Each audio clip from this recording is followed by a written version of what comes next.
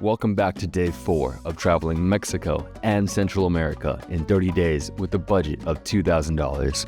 I met Neil in the hostel, so we're here grabbing breakfast before we both head out. I think he's headed somewhere else. This guy's actually crossing Mexico on his bike, so super cool motorcycle. So he's been doing that for the past 3 weeks, and he has another 2 weeks to go, just under 2 weeks to go. I'll link his Instagram in the channel. You guys can find his stuff over there. So I ended up buying a bus ticket last night, so we're gonna head to Villahermosa. I'm gonna stay in an Airbnb for the night and figure it out. I get a campeche. Yes, for sure. Es como café y horchata. ¿Qué es? It's 3/4 of horchata and a cup of coffee, like a coffee.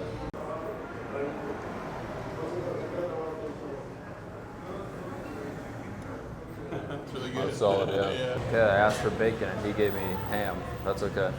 And yours looks a lot. I'm jealous. I should have gotten his food for sure because mine looks very underwhelming. His beans are really good though. These are really good.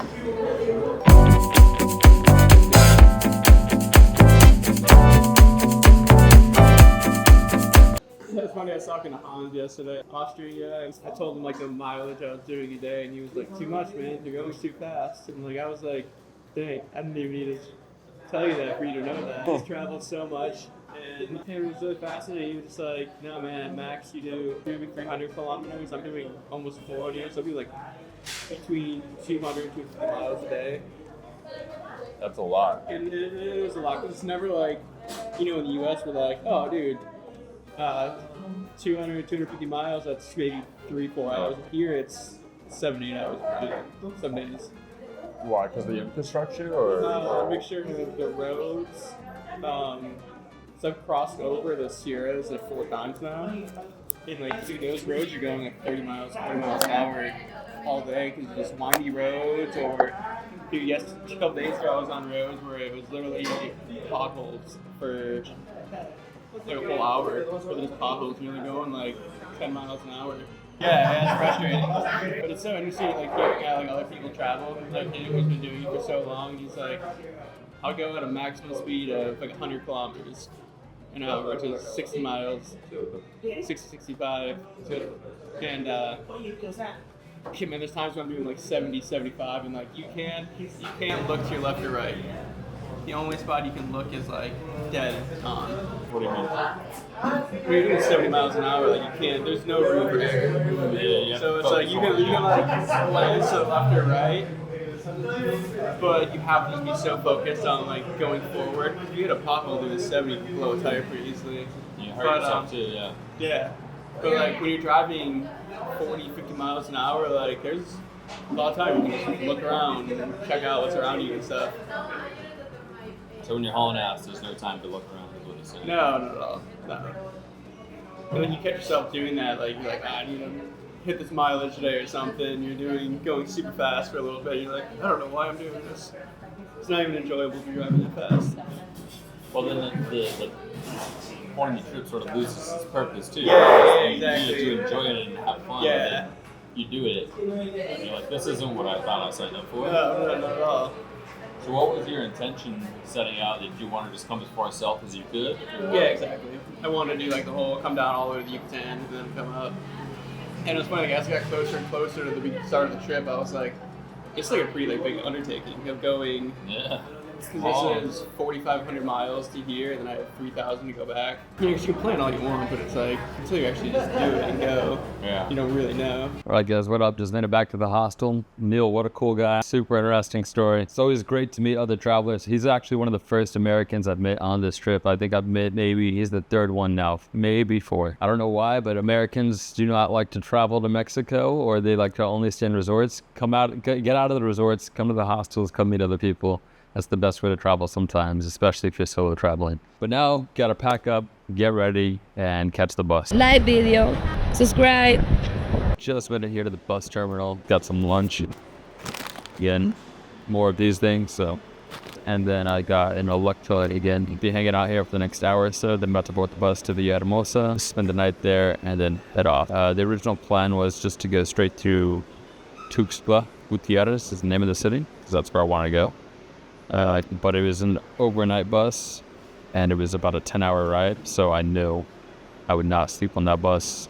It would be very, very limited, so I'd rather just go to Villahermosa, stop for the night, rest, and then continue in the morning, early morning, more or less. So yeah, it's about a 7-hour ride to Villahermosa. Still long, but at least I'll get there at 10, be able to sleep, take my time getting up, and then head out tomorrow morning. Bueno, sí.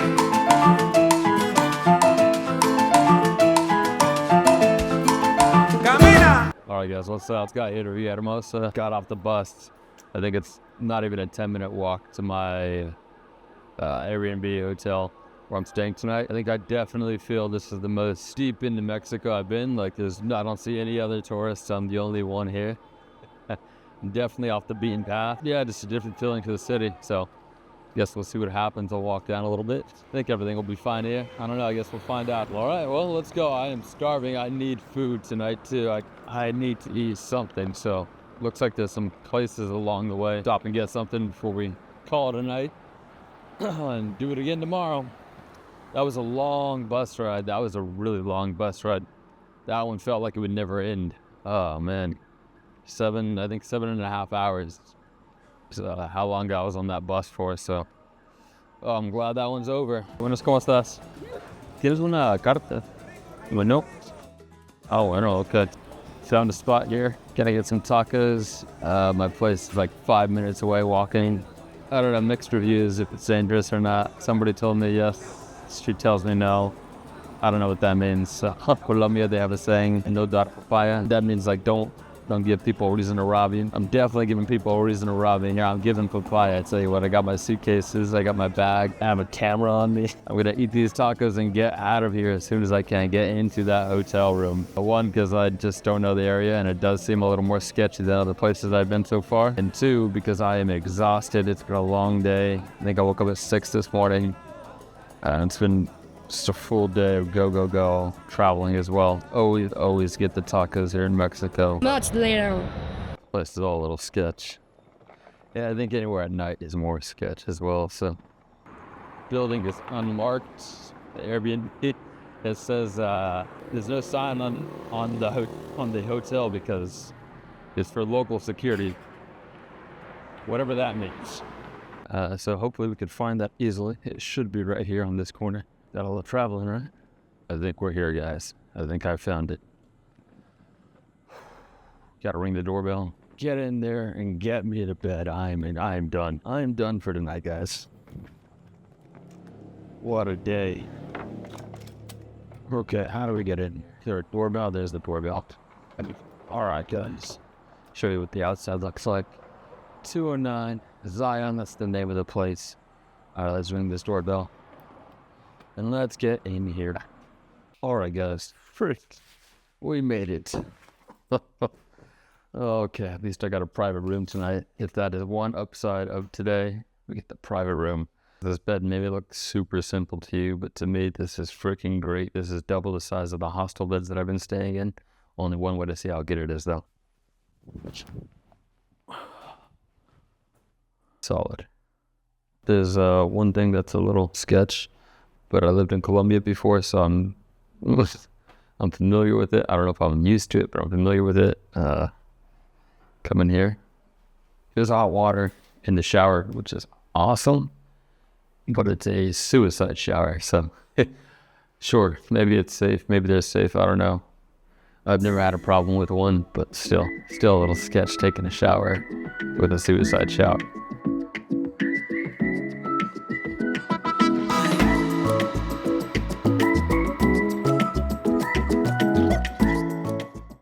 Thanks for watching.